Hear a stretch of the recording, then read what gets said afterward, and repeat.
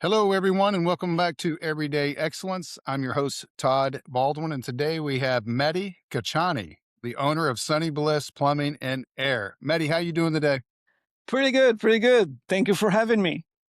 Hey, you bet. I've been looking forward to talking to you. I know we talked, golly, Same. 3 or 4 weeks ago, so I'm glad we were able to connect and actually chat a little bit about your business today. Absolutely. Yeah, so you're in Miami, correct? Uh-huh. Miami area. But for the people, our listeners, first time hearing about Sunny Bliss Plumbing and Air, tell us a little bit about what you do, and then what all areas do you serve? Obviously Miami, but what other areas do you serve?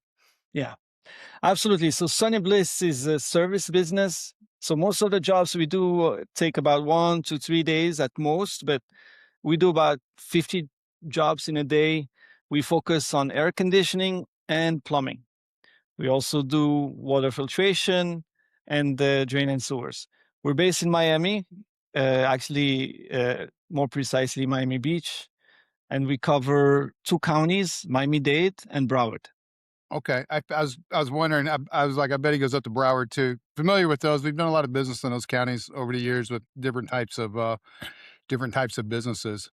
So let's before we dive into what all's going on in today's with your business, let's take a step back. Because, like I told you before, I love talking to entrepreneurs. One of the things I love to hear is their story and their journey. How did you get started, and what led you to starting a HVAC plumbing company? Okay, so let's. I'll go a little bit further in Yeah, back in history, if that's okay. yeah. Go back as far as you want, because that's all part of the story where it got you to today. Exactly. It will give you an idea of my background and how this whole thing came about. But I started as an engineer, a bachelor's in electrical engineering. I did a master's in engineering as well, in biomedical engineering. I presented my thesis in an IEEE conference in China, in Shanghai. Wow, And this guy that attended the presentation came to me with a business card and told me, hey, we may be interested in hiring you. Got back to Montreal, where I was living at the time. I did a project for them. They got back to me with an email saying they were impressed and they want to hire me. So I ended up in LA working in a DARPA project. DARPA is the research agency for the Department of Defense. We worked on a project where we built prosthetic limbs. And from there, I went to Penn. I graduated with an MBA from Wharton. And eventually, I had a corporate life with Medtronic, which is one of the leading medical device companies. And from there, I still had my W 2 and I started investing in real estate. We bought multifamily properties and it was at the right time. So maybe we just got lucky. And eventually, that real estate helps us transition into the entrepreneurial life. sure. And I started one first business, the property management business. After that, I started a construction business. And my last venture is Sunny Bliss Plumbing and Air. And it's been a phenomenal journey. It's my last baby, and we also did an acquisition along the way to grow faster as a business. But that's pretty much the story that led No, me to that's a where I great am story. today. When you were knee deep in corporate world, did you have a desire to start your own business or be an entrepreneur? I mean, was that an itch you always had, or Yeah, actually, it's a great question. I did want to be an entrepreneur from since I was a kid. I always thought I would have my own business. I just thought that it would take some steps to get there, but sure? eventually I made it. You may, yeah. Hey, we've all made it. If we're still in business, then hey, we made it. Yeah, In a real sense, because I say this a lot on the podcast. Everybody wants to be an entrepreneur until it's time to jump, right? Jump off that cliff, and it's very it's a scary cliff, especially. I think the older you get and the more success you have in that corporate world, the more money you make, you just create this lifestyle, and then to start over from ground zero is really really scary, right? Even if golden you handcuffs. do what? The golden handcuffs? Yeah, yeah. I mean, it's that's why. analogy, hey, it's time to jump. Well, maybe not, it's a long way down. Looks pretty scary. What if the parachute doesn't open? What if it doesn't work? So so you got into real estate, then property management, right? Then construction, now Sunny Bliss Plumbing and Air. I'm just curious what business or what each business taught you. What did it teach you along the way with these different steps? Very good. So every business venture I got into with knowing a little bit more. So what I mean is when I started with property management, honestly, I didn't know that much about the entrepreneurial journey and the things you face. And every time I started a new business, I essentially got better at it. And I think I can confidently say that Sunny Bliss is probably the better business of the three because I got into it having learned so much over the years. But the first business, what I love about it, the property management business, is that it has recurring revenue. You don't need to sell. It's you have as long as you keep your customers happy, and we have high retention, we have low vacancy, and it's a very attractive business. From there, I started the construction business, which, in my opinion, is the more challenging one, just because it doesn't have that recurring revenue. That's one, and every project is complex. So the first business taught me about how good it is to have recurring revenue. The second one educated me on the concepts of having a business that is scalable. It's Hmm. very hard to scale a business if the product or the service is extremely complex. Every time we build a, a structure, it's every structure is unique. And so from a scalability, that's why it's very hard to have these. It's an industry that is still quite fragmented.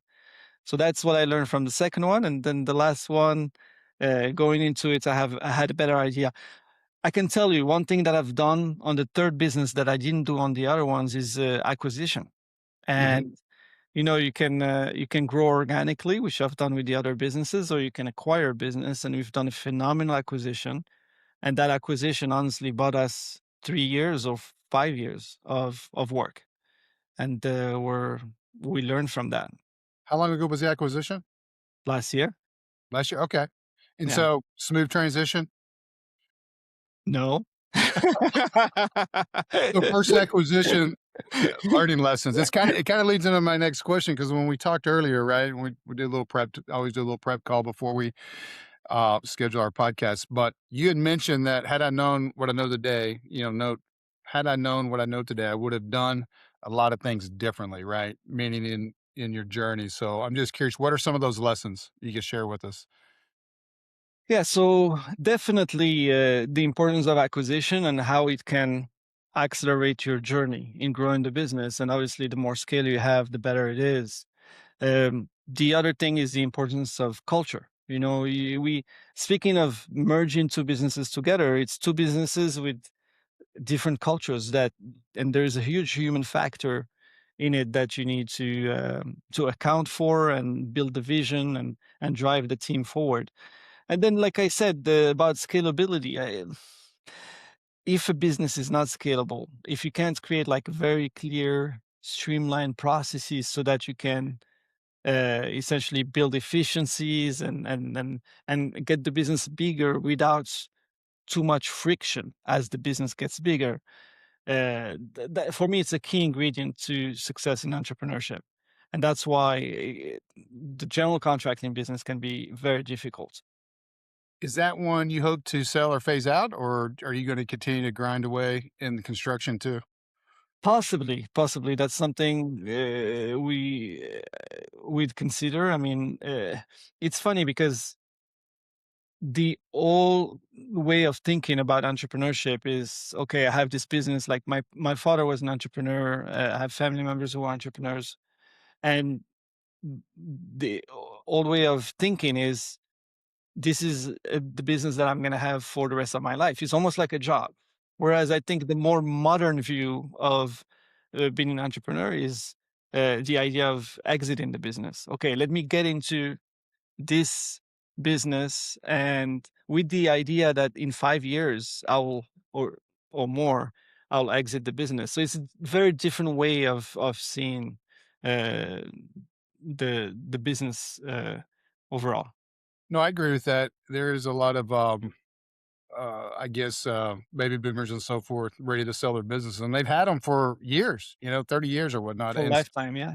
Yeah, and so they're ready to exit the door. There's a big opportunity out there, I think, in acquisitions right now with really good businesses that are stable, have good recurring revenue, but just haven't grown because the owner didn't have a really desire or know how to grow in today's, I guess, world, right? Um, I want to talk a little bit about the plumbing HVAC business. Um, a lot of people think it's just about trucks, tools, technicians. You described the industry when we chatted before as much more sophisticated than that. What do people misunderstand about this business? I think it's an industry that's extremely sophisticated. A lot of people think, oh yes, you just need to hire a bunch of technicians and have kind of a dispatching software, send technicians to jobs, and that's it. But of the three businesses, I can tell you, the more data-driven business and the more competitive one is definitely Sunny Bliss, because the people that are doing this are doing it at a level that's very advanced. I mean, I don't know if it's strictly due to the fact that PE is in this space and they're bringing a lot of horsepower behind these businesses, but I can tell you, whether it's marketing, marketing is a big component of the business, and you need to do it in a way that's very optimal. That's why having partners like yourself is critical, but also how you hire, how you find talents. It's very difficult to find the right technicians. Sure. How you train them and how you look at your data. It's whether it's the close rate, average ticket, booking rates. There's so many retention of your memberships. All of these things come together, and I can tell you for my business, I have a P&L updates on a weekly basis. I watch all these metrics that I just mentioned and many more regularly because that's how I can perform at a level where I can compete on one end, but also deliver the best customer experience for my customers. Yeah, that's you mentioned a lot of things there that kind of resonated with me. I want to touch real quick on the private equity that's just been all over this home service business. Doesn't matter if you're roofing, if you're HVAC, plumbing, irrigation, chemical companies, meaning like Weedex, like lawn chemical type stuff companies. They're buying everything, and so when you look at your space, right? Why do you think investors are so drawn to the HVAC and plumbing space? I think it's a scalable business. It has a recurring revenue, and they believe that they can add value. There is a strong case for doing a roll up. So, roll up is the best way to create value, at least for the shareholders, in a significant way. I think a business that has a certain EBITDA or net income is going to have a certain multiple tied to it. But as that bottom line grows, there are fewer businesses that offer that kind of net profit. And the multiple, the bigger that net profit, the higher the multiple. So you can take, just to illustrate this, you can take multiple businesses that have, let's say, $300,000 at the bottom line, and buy them with a multiple of two. But just by putting them together, you may find some synergies, reduce costs, and because you're going to have a higher net income, the multiple tied to that business is going to be much greater. So I think that's probably the strongest case for private equity to acquire these businesses and do a roll up. Yeah, they're rolling a bunch up, trying to obviously lower that overhead and increase that bottom line, right? Because it's all about that EBITDA to dictate that multiple, right? That you may be or they're Yes. willing to offer. And then the negotiation starts, right? So, as far as trying to get obviously the best deal that you could if you were trying to sell. Yeah. Uh, you mentioned your culture too, which is obviously crucial in having a successful business. What kind of culture are you trying to create at Sunny Bliss? Okay. That's it. Great question. We have 5 pillars, Hmm. and believe it or not, anytime I interact with my teams, or present anything, I have this slide where I talk about our values. Number 1 is integrity. We always do the right thing.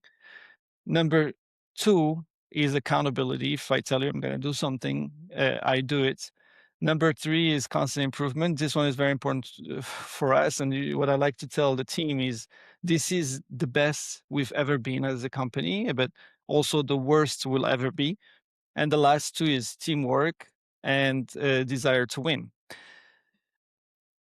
And I tell people, like, if you're making decisions, I cannot be involved in every decisions. Even your manager may not be there when you make decisions sometimes.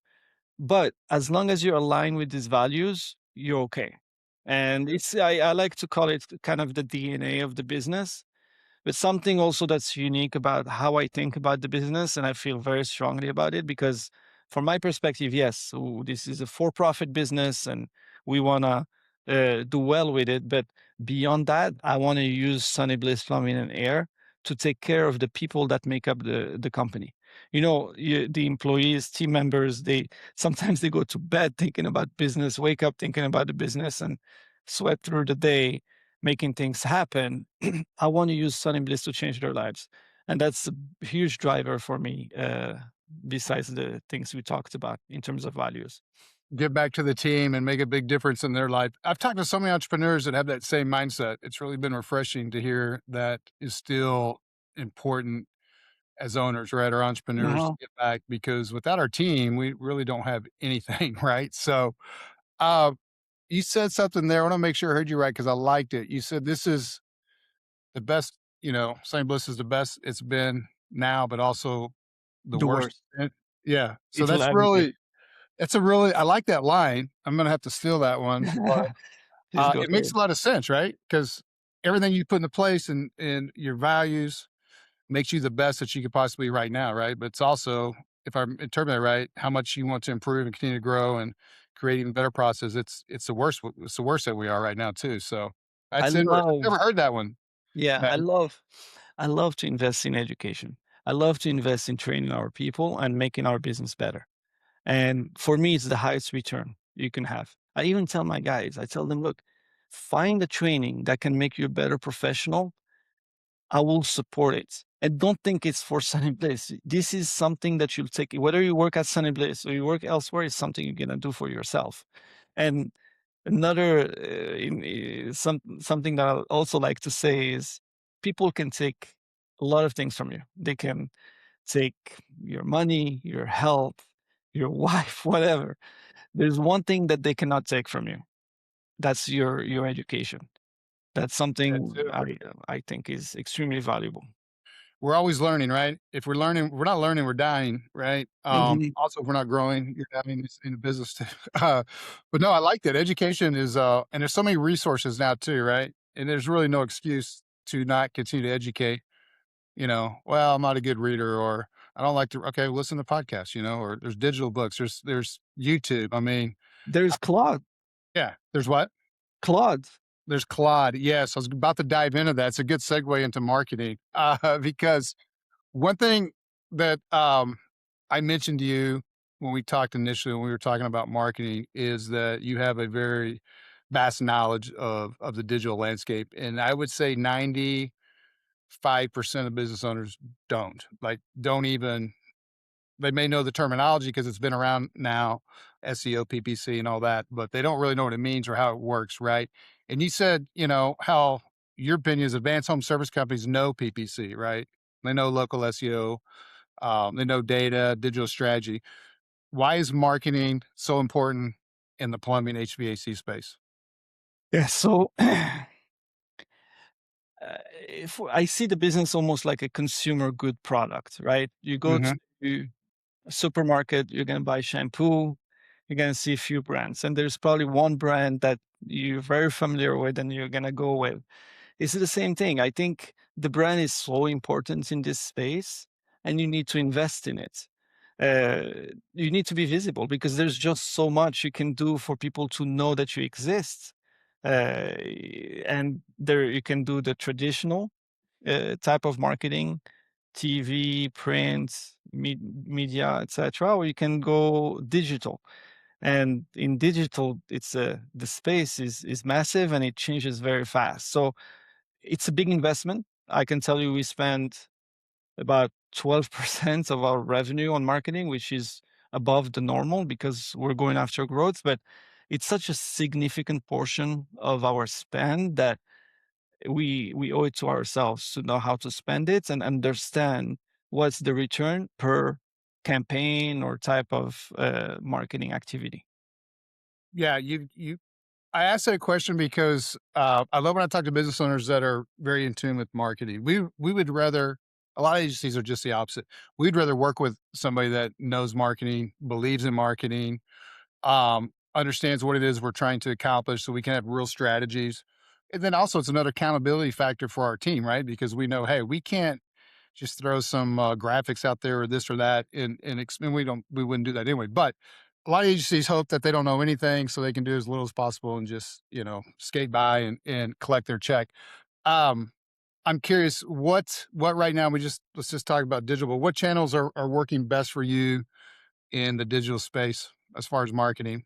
I think number one, even before you talk about PPC or Meta or anything like that, number one, if you don't have a Google My Business that's up to date and optimized, it's going to be very hard for you to gain visibility in the digital world. Like Sure. number one ingredients, Google My Business, hands down. And then once you have that, then there are different channels. I believe in PPC. PPC is still around and still valid. First and foremost, Google Business Profile, which I 100% agree. You have to have a profile, not only a profile set up, but optimized properly. And driving reviews is crucial. A process to get reviews Yeah. every time you have a happy experience. And you need to be posting regularly on that profile. Uploading photos is great as well, even if they're geotags. A lot of things to do within that profile. Then, before we had a little disruption, you talked about PPC, which I love because you said that is still one of your main drivers as far as channels that you so believe in it. Let's Yeah. pick back up there. Tell me a little bit about your thoughts on PPC, which is pay per click. Pay per click is just so when you think about marketing, there are two types of digital marketing. You either doing branding efforts, which is making your brand known, or you're generating more of a demand leads. Uh, so Google PPC is a great channel for demand leads. So essentially, if someone needs services, they go on Google and they look plumber near me or something like that. They see you as one of the options, and then they contact you. They look obviously at your reviews. And this is, by the way, very important. When I said Google Business Profile, you need to actively work on your reviews because if you don't have reviews dripping on a regular basis, it's you're not going to have as much success. Yeah, it's a big credibility trust factor too, which also ties into AI. But before we jump into the AI side, so pay per click, Google Ads, and then local service ads. Are you running local service ads too? Oh, of course. Local service ads is just as good, if not better, than PPC. The only challenge there is that Google is going to give you as many leads as they think you earn. Uh, my budget for GLSA is as high as Google allows me, but Google doesn't give me as many leads as I'd like. The difference between PPC leads and Google LSA is that PPC, you're paying per click, which is what PPC stands for. And that click needs to eventually convert into a phone call, and then you can book the call. Whereas a GLSA, Google LSA lead is guaranteed, and it's a phone call directly. So you jump in a step between essentially getting someone to click on your ad to someone calling you. Yeah, the interesting thing, because you mentioned it used to be called Google Guaranteed initially when it first launched. Now they call it local service ads. Hmm. Google also gives you credit back if it's a bad lead, meaning if you got a call and it's for a mover, True. theoretically they're supposed to credit you Exactly. back because you are not a mover. when that first came out, you had to monitor those and submit those to Google. Now Google's using AI to monitor those and determine if it's a valid lead or not. Have you had any issues with getting credits back on what you would deem a bad lead? No, and to be completely transparent, I haven't been looking into it because they incorporated AI for disputing these leads. I kind of trust the machine, but it's true. I should probably be watching those closely to make sure I'm not paying for something that's not valid. Yeah, I would recommend our experiences. You still need to watch Google. They do a pretty good job, but there are times where we submit requests and get credits that we normally would not get. You also mentioned something real quick on LSA. It's not like Google Ads where you can just step on the gas and spend whatever you want to spend, right? So when it first came out years ago, we were running a big HVAC company, and I think in the summer months they spent over 100 grand on their paid ads, but all he could get Google LSA to spend back then, or Google Guaranteed, back then was like 2 grand a month. And he's like, I want to spend like 20 grand a month. And so that was really frustrating because uh, Google's deciding which ads to serve and so forth. But okay, so we've got Google Business Profile, we've got PPC, Google Ads, local service ads. Let's talk about SEO, search engine optimization. What role does SEO play in your lead generation strategy? Big one. I think when I manage my businesses, the one thing that, and I think this is a huge mindset that any entrepreneur should have is don't think short term. Everything you do should be with a midterm, long term vision. That's what I try to do.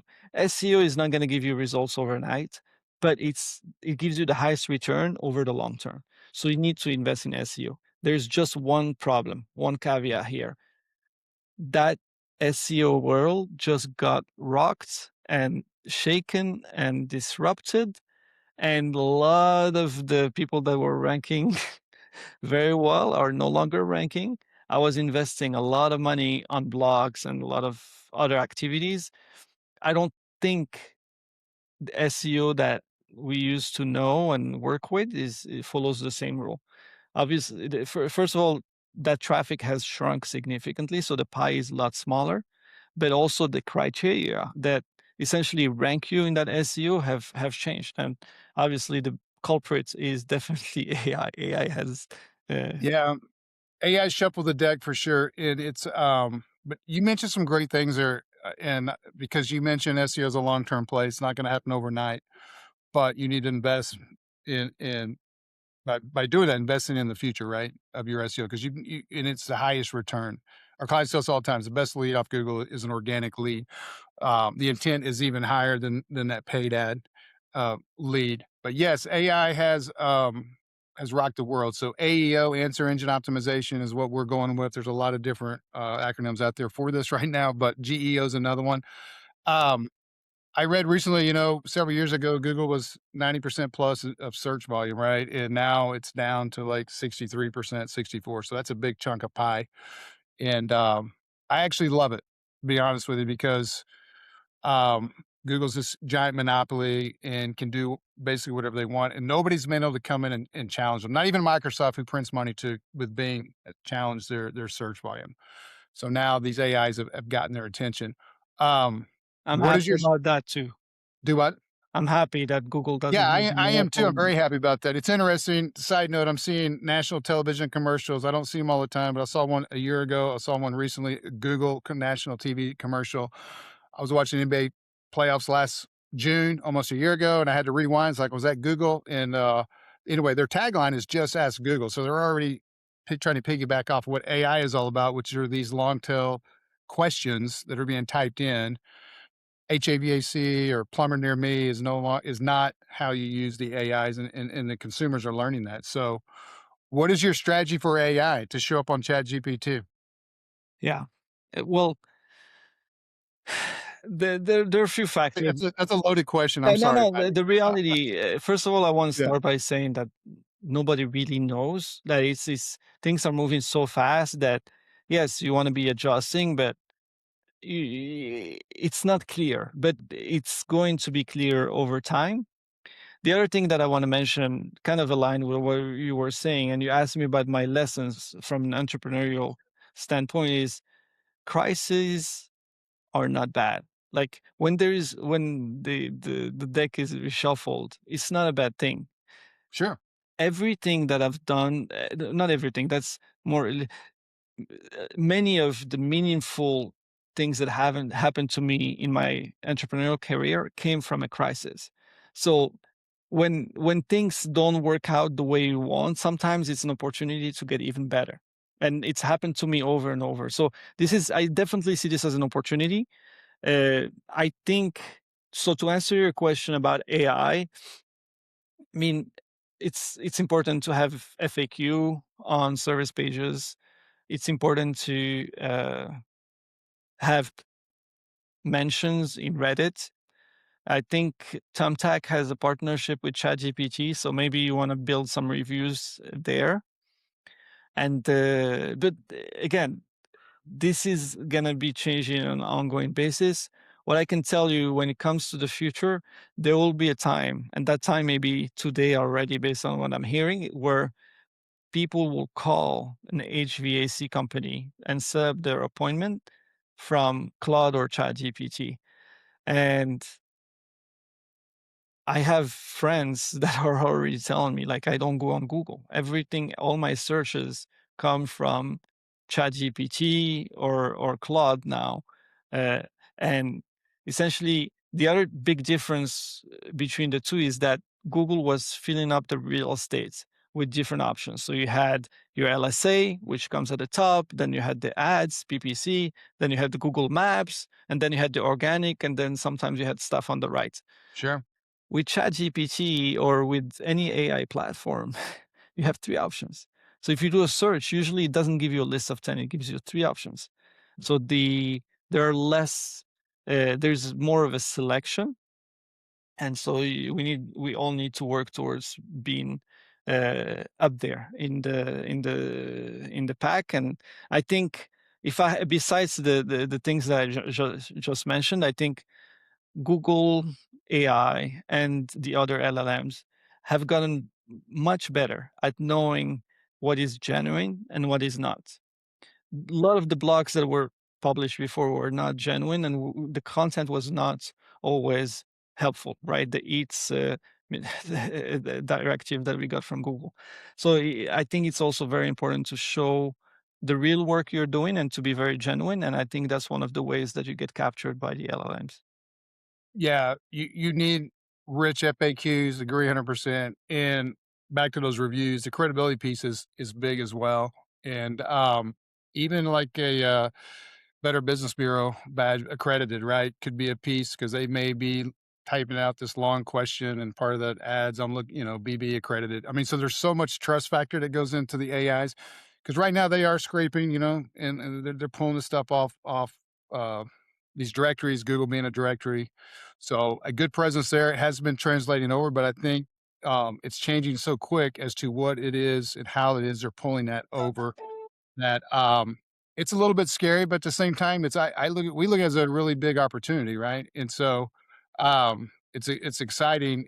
Also, right now you mentioned I love, like, basically 3 options on a AI, chat, but, ChatGPT is testing paid ads right now in their free version, right? And so, we're on a wait list. Apparently, a lot everybody's trying. Agencies are trying to test too, but we're on a wait list. They have too much. They don't have capacity, but that's going to be really interesting to see. Because I predicted that a long time ago. When are the paid ads coming? Because that's what Google did. They generate all this traffic, and then they created Google Ads, and they started printing money. So the LLMs are extremely expensive to operate. They don't even have enough computing power right now, right? I don't know if you're on Claude a lot, you might get paused, right?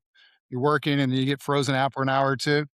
They don't have enough. They don't have enough power, right, to serve up all these queries. So it's going to be interesting to see how it all shakes out. And yeah, I hear that too. People aren't on Google; they're on the AIs, whether it's Perplexity or Claude or Yeah. ChatGPT. Real quick, you mentioned Claude. It's not a quick answer though, but for those of And it's quick. listeners that may not be like Claude or heard about, like, why is it so powerful? Maybe they're in the plumbing business. If you could say 3 things, 4 things about Claude, like, hey, what has blown you away with Claude? Where do I start? By the way, regarding the ads, just something I want to mention is that I don't know if you can go, you have to go national on ChatGPT or you can do targeting per area. So that's something I'm curious about. But yeah, We're digging into it. We've done a lot of research. We're trying to get on the list to be able to start running ads for campaigns so we can see how they're working. And that's a great question. I need to ask yeah, uh, but my that's paid manager. Is it national or is it local? Is there a certain geographic area you have to cover? But they got to make money somehow, right? Because they're very expensive to operate. yeah, What do you what do you love about Claude? And okay. that's a really deep question. I'm just kind of a No, no, high no, level. very simple, very simple. Yeah. Claude is a fascinating platform, and I think it's way superior to OpenAI, ChatGPT.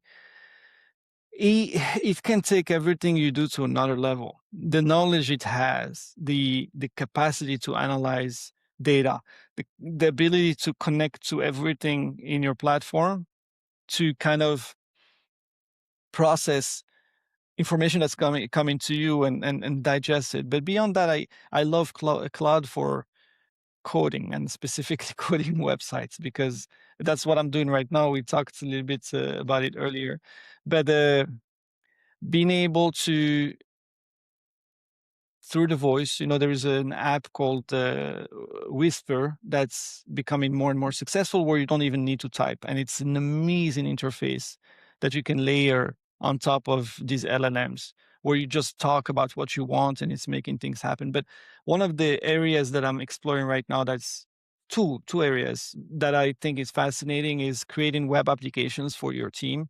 So we're instead of it would have been extremely costly to create a custom web application. And we're doing that now just by talking with Claude.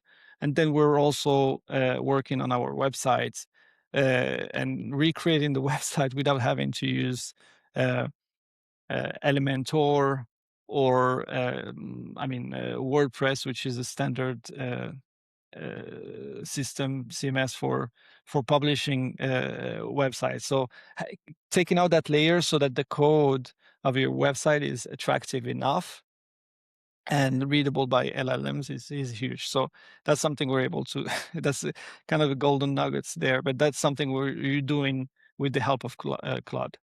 Yeah, it's amazing what it can do. And really, I found it doesn't really matter your um technology level, right? You can really, if you'll just dive in, there's tutorials everywhere, start prompting, you can build amazing things, workflows within Claude. You don't have to be a, you know, mad business technology scientist anymore, right? So it's giving a really different advantage to those that aren't, that are willing to dive in. In our world, I think it's going to make the agency landscape has already had what I've called a really bad reputation because there's a lot of bad marketers that way overpromise, underdeliver. They just want to take money, knowing they're going to get canceled, fired at some point. But those much on the wall, suit will stick.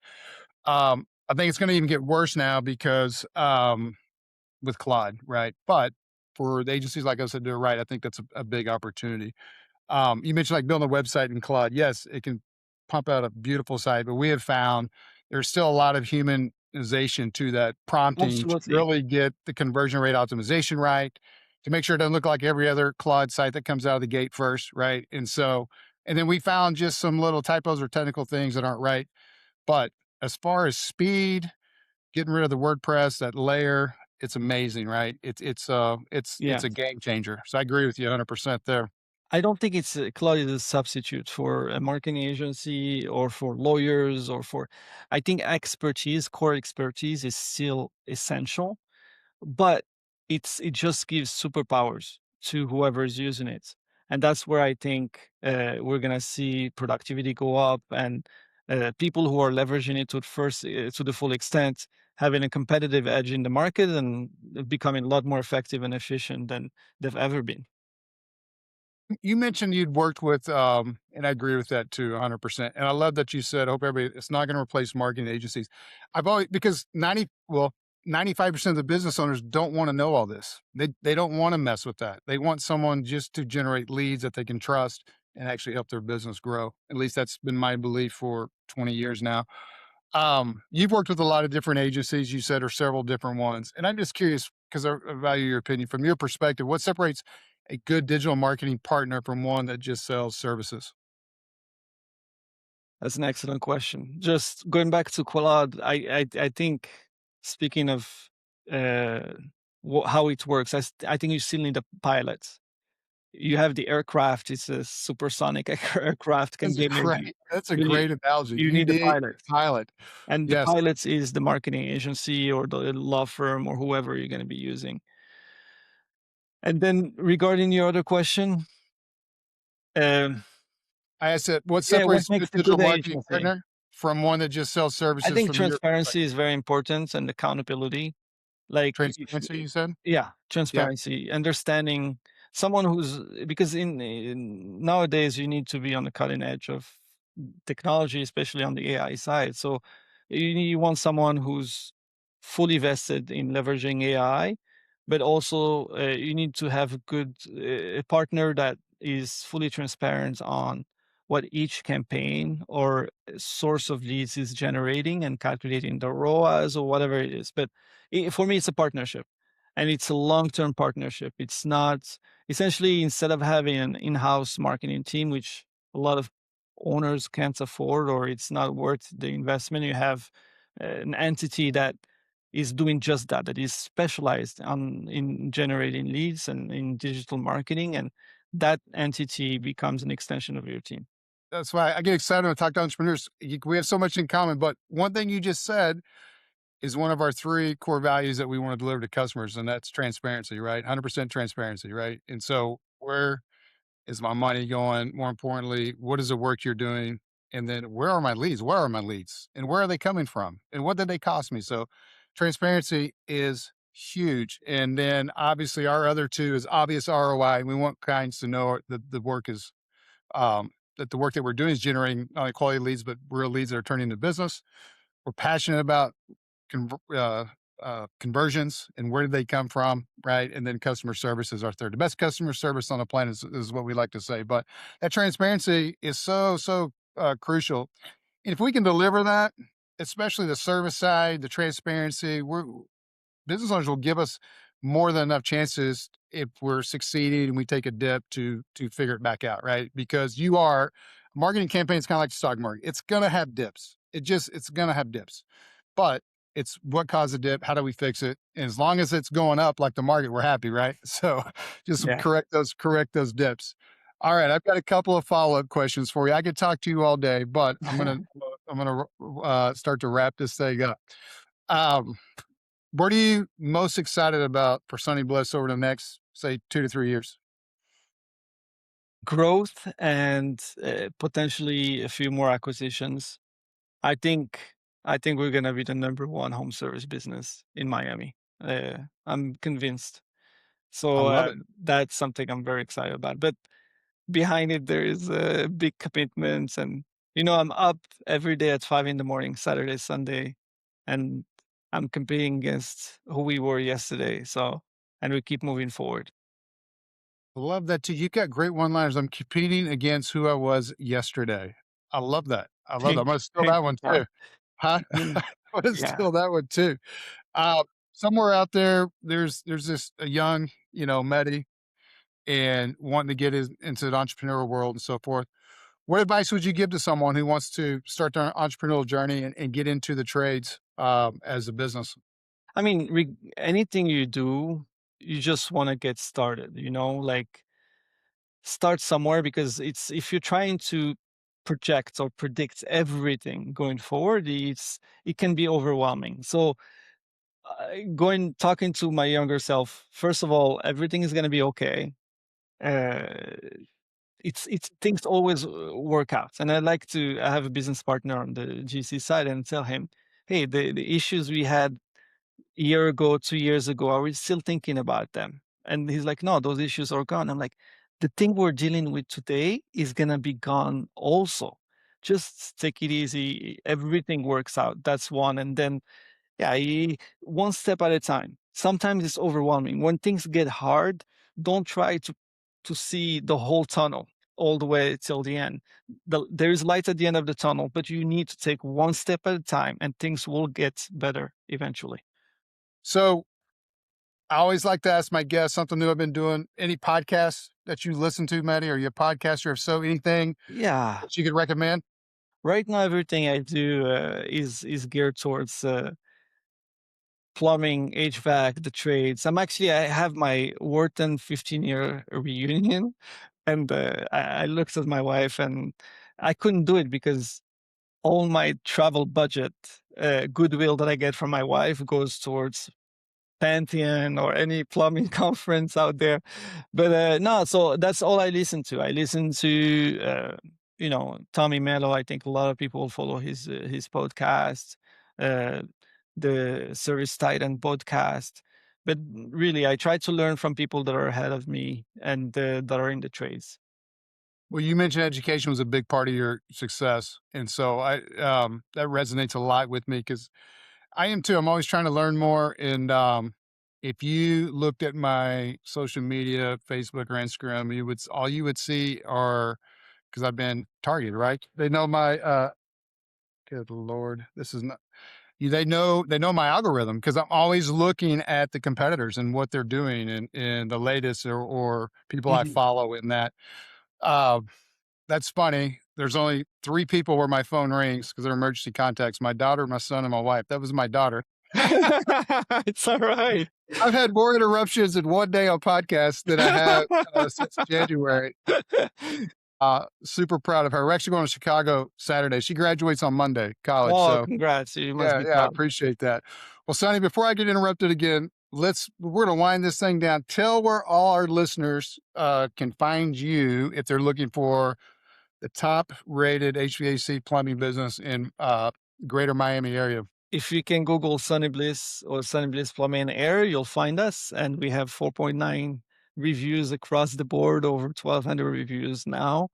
And no, please reach out. You can also find me on LinkedIn, Mehdi Khachani, and I love to connect, whether it's uh, with people in the trades or people in business more broadly. Reach out. I'm happy to exchange. That is great. And one last thing on marketing, you mentioned over 1,200 reviews, 4.9. There's a big theory that, hey, 5.0 means there's got to be something fake about all those reviews, right? And so a 4.9, there are big believers say, hey, that he's legit because nobody is perfect, right? So, As high as you can get. You know, yeah, you can't 5.0 is impossible because, based on the averages, the moment that and you can't make everybody happy, like you said, otherwise it's fake. yeah. And that's really the whole point because I've seen people with 5.0 and they had 2,000 reviews. And I'm like, Oof. I you don't don't know have, about that. have, you don't have one bad review. Nobody's perfect, right? I Yeah. had a guy give us great review, but he rated it 4 stars. I don't know if it was a typo or what. He didn't say anything bad, but it's only 4 star, but it's kind of good because it makes us human, right? So, Makes it more credible too. Sonny, great visiting with you. Any of our listeners that would love to talk about digital marketing, I'm always available as well at everydaymediagroup.com or Todd Baldwin on LinkedIn. Sonny, we're going to keep in touch because, man, I want to talk some more shop with you, but for now, I'm going to let you go. And Thank you, Todd. yeah, thank you so much for being on the show. Talk to you soon.